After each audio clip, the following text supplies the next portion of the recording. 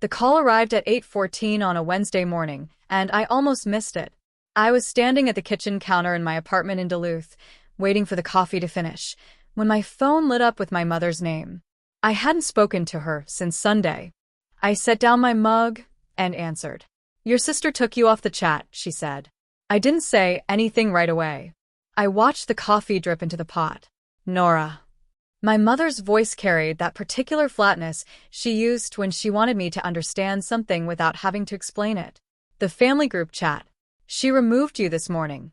"I saw," I said, though I hadn't checked yet. She didn't mean anything by it. You know how she gets when she's planning something. She just wanted to keep it simple. I poured my coffee. "Okay. Don't be difficult about this." "I'm not being anything," I said. "I have to get to work."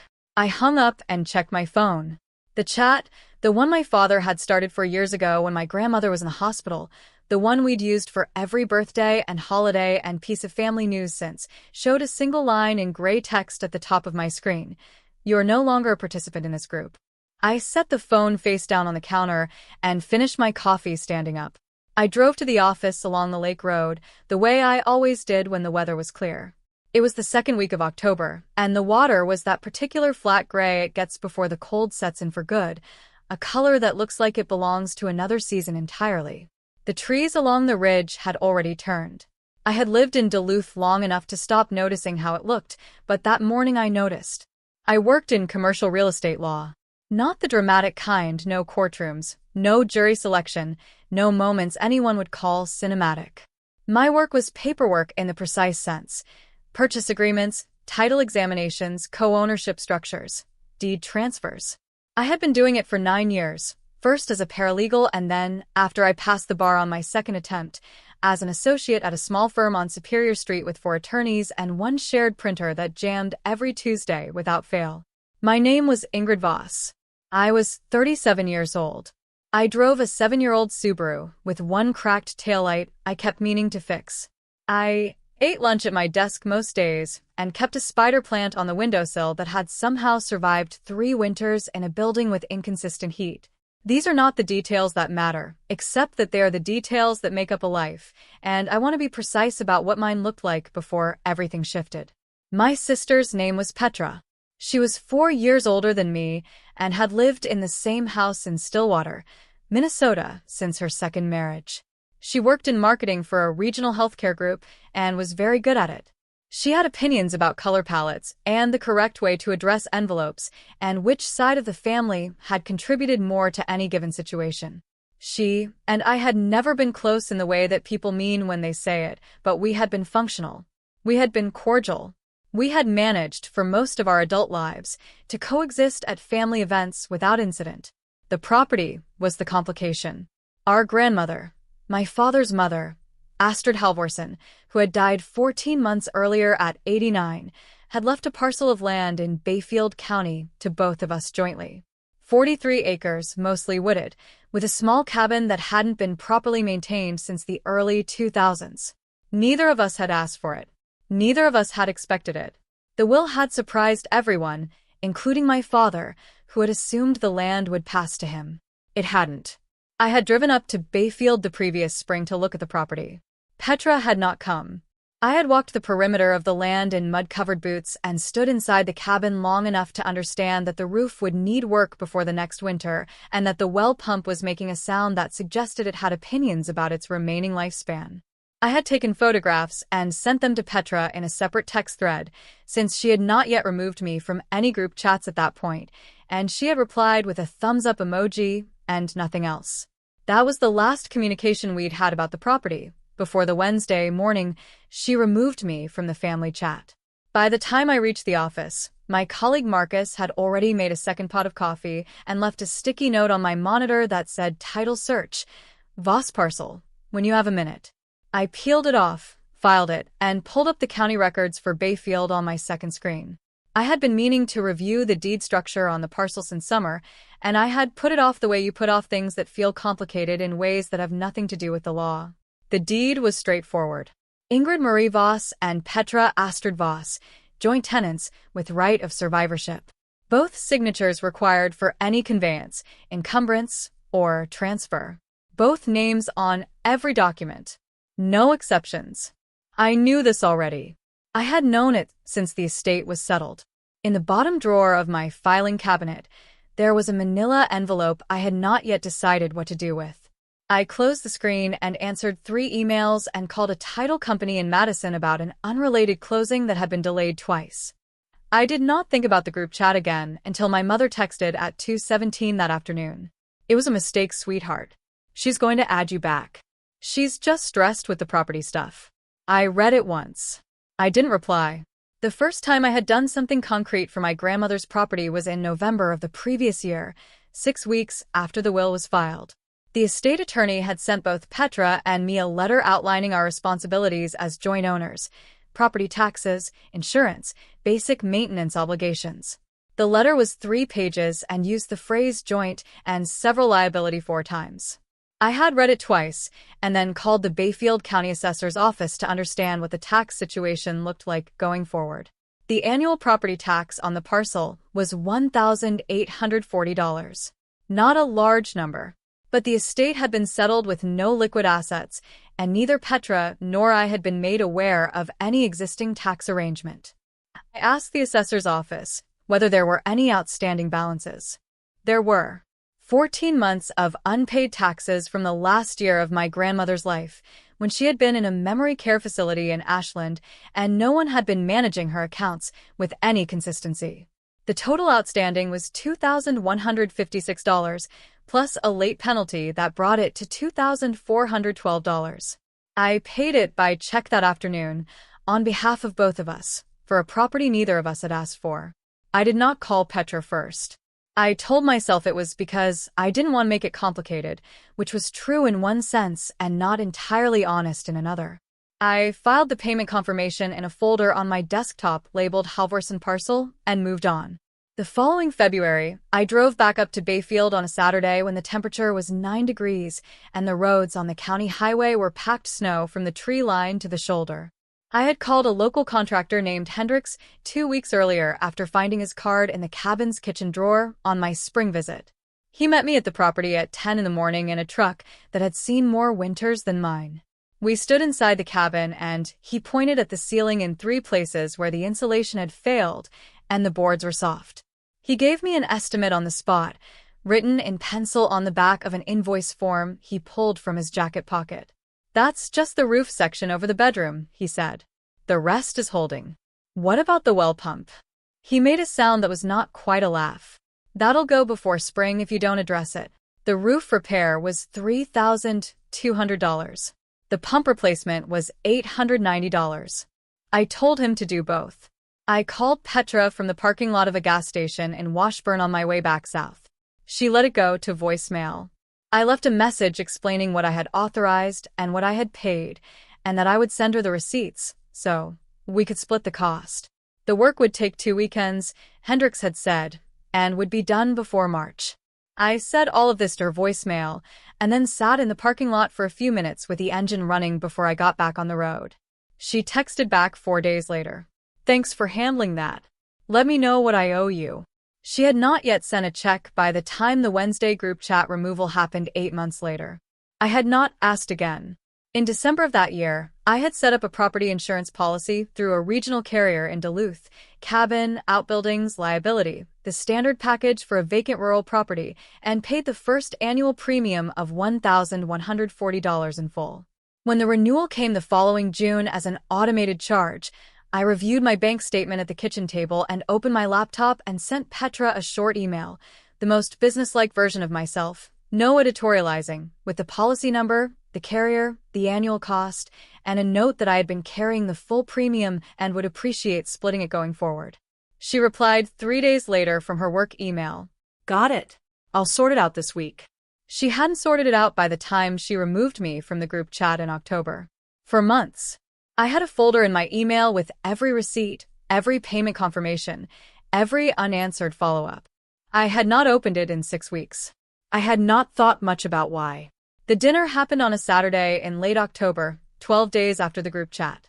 My parents had driven up from the Twin Cities to Duluth for what my mother described in a phone call as a regular visit, which meant my father had a reason to be in the area, and my mother had decided to make it a family occasion. They took me to a restaurant on the harbor called Kestrel, a place my father liked because it had a view of the lift bridge and because the walleye was reliable, and we sat at a table near the window as the last light went off the water. Petra had driven up from Stillwater. I had not known she was coming until I arrived and saw her coat on the chair beside my mother's. She looked well. She was wearing a gray blazer and the kind of earrings that suggested she had thought about what she was wearing. She smiled at me when I sat down, the particular smile she used at family events, and said, "You look tired." "Long week," I said.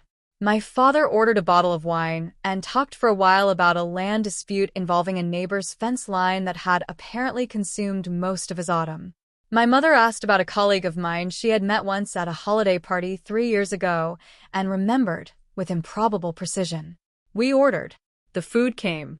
It was my father who brought up the property, as I had expected. He set down his fork and said, "So, what are you two going to do about Bayfield?" "We're figuring it out," Petra said. "It's been over a year," he said. He was not unkind about it. He was a man who spoke the way he thought, in straight lines. "The cabin's going to need more work before you can do anything with it. You need to make a decision." "We know," I said. "Petra has some ideas," my mother said, in a tone that suggested this was not new information at the table. I looked at Petra. She was cutting her fish with the precise, unhurried movements of someone who had already had this conversation with our parents without me. "I've been talking to a developer," she said. "A buyer, actually. Someone who's interested in the parcel as a private recreational holding. He's serious. He's made an offer." I set my fork down. "When did this happen?" "Over the summer. It's been preliminary, but he's come back twice. He knows the area." "You didn't mention it." "I'm mentioning it now." The lift bridge outside the window was lit against the dark water.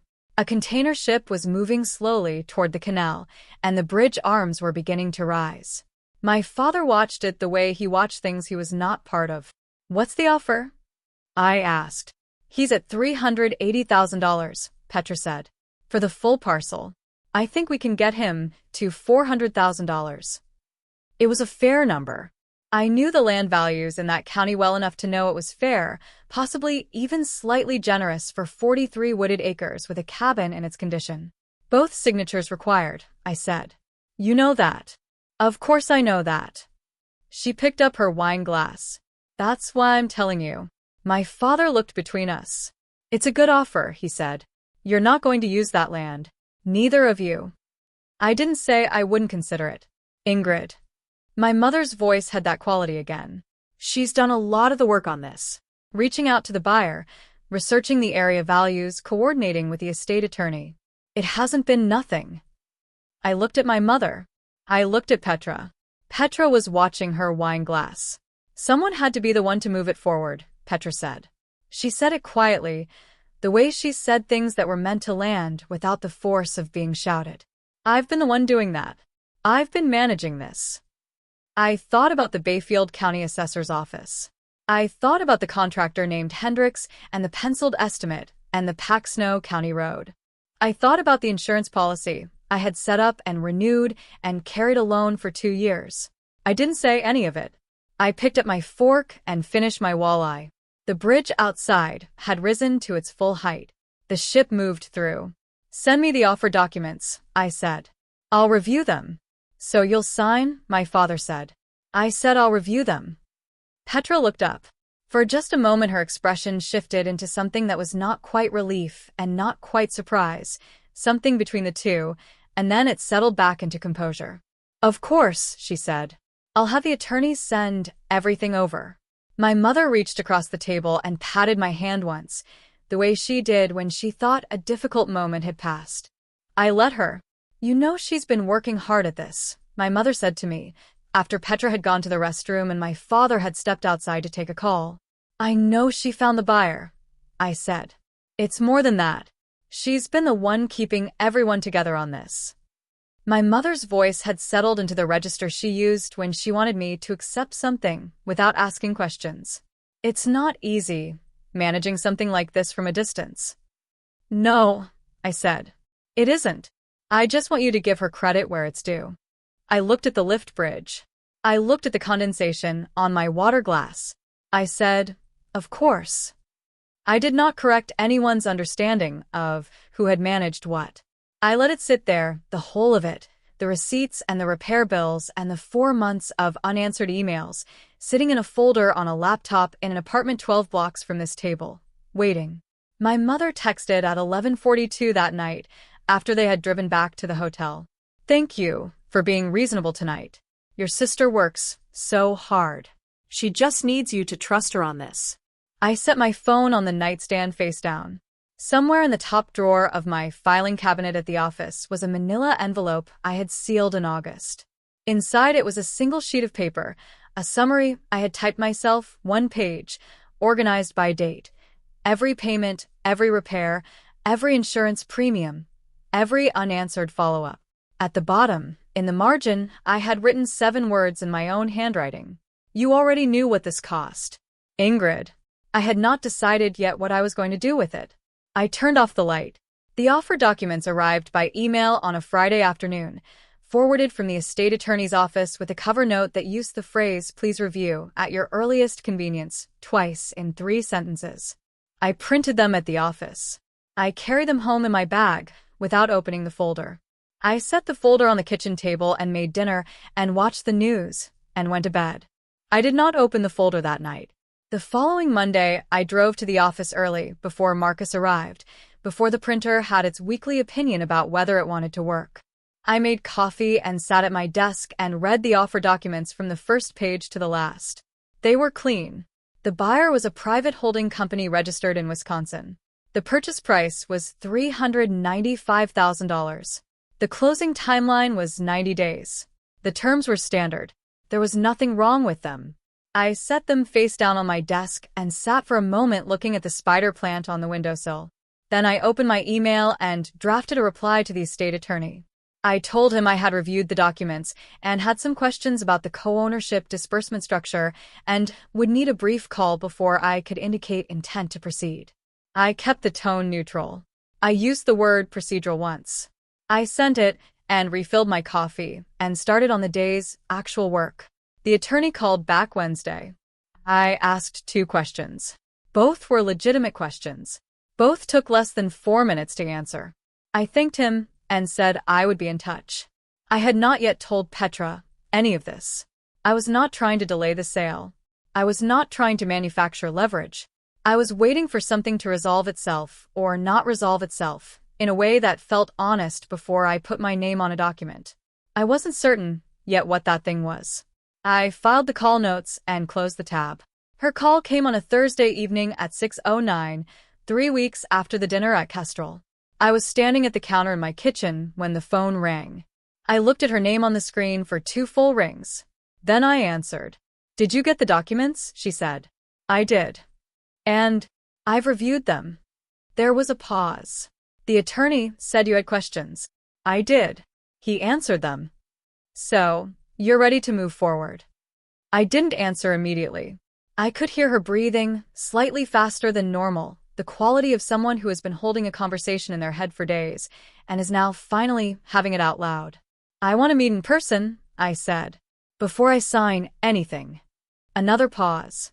"Ingrid, this is straightforward. The documents are clean. You said so yourself." "I didn't say that to you. The attorney told me you had no substantive objections." I said procedural questions. "That's different." "Can we just—" She stopped. I heard her exhale. "Can we please just do this without making it into something? It's a fair offer. We both know it's fair. You sign, I sign, we close in 90 days, we split the proceeds. That's it." "I know that's the plan," I said. "I'd still like to meet." A beat of silence. Then, "Is this about the chat?" "No," I said. "Because if this is about the chat, I can explain." "I'm not asking you to explain the chat," I said. "I'm asking to meet before I sign a document that transfers a jointly owned property. That's a reasonable request." She didn't answer right away. I heard the quality of the silence change slightly, the way it does when a person is recalibrating rather than simply pausing. "Fine," she said. "When?" She agreed, without warmth, and we set a date for the following Saturday. She would drive up to Duluth. We would use my apartment. I said that was fine. I got up at 6:45 on a Saturday, earlier than I needed to. I showered. I dressed. I made coffee and drank it at the kitchen table. I looked at the manila envelope I had taken from my filing cabinet the previous afternoon and sat on the far end of the table, next to the wall. I had carried it from the office in my bag, the same way I had carried the offer documents 3 weeks before. I did not open it. I left it where it was. I washed my cup. I straightened the chairs. I wiped down the counter that didn't need wiping. I stood at the window and watched the street for a while. A couple walked past with a dog. A delivery van idled at the corner. The sky over Duluth was low and white, the particular colorless overcast that settles in for weeks in November and doesn't announce itself or apologize. I went back to the table and sat down. I picked up the envelope. I held it. I set it in front of the empty chair across from mine. At 10:23, there was a knock at the door. Petra came in without taking off her coat right away, the way people do when they have decided to keep the visit short. She looked at the table, at the 2 chairs, at the coffee pot on the counter. "Do you want coffee?" I asked. "Sure," she said, and finally took off her coat. She sat down across from me. I poured 2 cups and brought them to the table and sat. The manila envelope was between us, slightly to my side. She looked at it. She didn't ask. "I want to talk about the property before we talk about the sale," I said. "What about it? The taxes, the roof repair, the well pump, the insurance."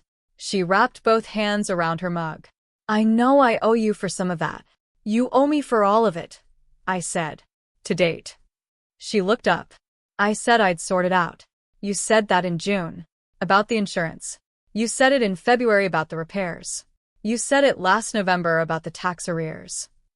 I've been managing the sale process. That's not nothing. I've been the one in contact with the buyer, coordinating with the attorney." "You told Mom you'd been managing the property," I said. "You told Dad you'd done the work on this." "I have done work on this." "The work you did," I said, "was find the buyer. That's real. I'm not saying it isn't." I paused. "But that's the only part." Her jaw shifted slightly. She looked at the window, then back at me. "So what do you want?" "A thank you?" "I want an accurate accounting," I said, "before we close. And then you'll sign. Once we have an accurate accounting, yes." She set down her mug. "Fine. "Tell me what I owe you, and I'll write you a check today." I picked up the manila envelope. I opened the flap and slid the single page out onto the table and turned it so it faced her. She looked at it. It was 1 page, typed, organized by date. November, the tax arrears, $2,412. February, the roof and the pump, for $1,090. June, insurance premium and renewal, carried in full for 2 years, $2,280. Total outstanding, $8,782. At the bottom of the page, in my handwriting, "You already knew what this cost. Ingrid." She read it. I watched her eyes move down the page. I watched her read the handwritten line at the bottom. Her expression did not collapse or shift dramatically. It did the smaller thing, the one that is harder to watch. It went careful, the way faces go when a person is recalibrating. 8,000, she said. 8,782. She was quiet for a moment. Outside, a car passed on the street below. The radiator in the corner of my apartment clicked twice, as it did every morning when the heat first came on. "You kept all of this," she said. "I'm a real estate attorney," I said. "I keep documents." She pushed the page back toward me. Not harshly, just back across the table, the way you return something that belongs to someone else. "You let me sit there at dinner," she said, "in front of Mom and Dad. You let me say I'd been managing everything. You said it. I didn't confirm it." "That's the same thing." "It isn't," I said. "But I understand why you'd think so." She looked at me steadily. I had expected anger, or the performance of it, the raised voice or the accusation of pettiness. What I got instead was something quieter and harder to navigate. She looked tired. "The check," she said finally. "I'll write it today." "That would be fine," I said. "And then you'll sign." Yes, I said. Then I'll sign. She looked at the page on the table one more time. Then she looked at me. You said I only did one part. I said the buyer was real work. I meant it, but you kept a ledger. You mocked my contributions in front of our parents, I said, and you let Mom call it management. I kept receipts. Those are different choices. She didn't answer that. She picked up her coffee cup, found it had gone cool, and set it back down. I told them you were difficult, she said. After the chat. I told Mom you were being difficult about the sale. I know, I said. I shouldn't have done that. I didn't agree with her, and I didn't argue with her. I let the sentence stand on its own in the room. She reached into her bag and pulled out her checkbook. She wrote the check without asking me to confirm the number. She tore it out and placed it on the table, on top of the page with the itemized list. I've been the one who had to keep this family moving, she said, standing. You know that's true. You're the one who removed me from the chat, I said. You decided I wasn't part of what needed moving. That's not what I meant by it. I know, I said. That's the part that mattered. She put on her coat. I walked her to the door. We did not hug. She paused in the doorway and said, I'll tell the attorney we're both ready to proceed. That's fine, I said. I'll call him Monday. She left. I did not watch from the window. I went back to the table and sat down and looked at the check and the single-typed page for a long moment. Then I picked up both, slid them back into the manila envelope and set it on the counter by the door where I could take it to the office on Monday. My mother called that evening at 7:52. Petra said it went well, she said. It went fine, I said. She said you had some concerns about the sale process, but you worked them out. Something like that. A pause. She also said she's going to pay you back for some things. Some expenses from the property. Yes, I said. I didn't know you'd been paying for things up there. She didn't mention it. No, I said. She didn't. My mother was quiet for a moment. When she spoke again, her voice had changed slightly, shifted into the register she used when she was deciding how much to understand. You could have said something, she said. At dinner. You could have corrected the record. I could have, I said. Why didn't you? I thought about the lift bridge, the container ship moving through the dark water. I thought about the Bayfield Road in February.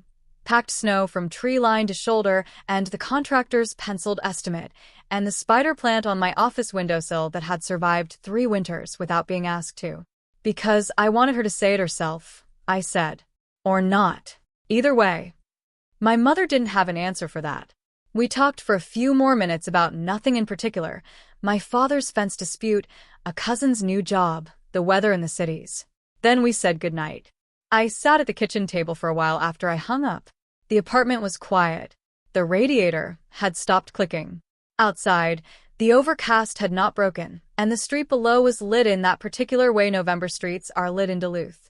Orange sodium light, wet pavement, no one walking.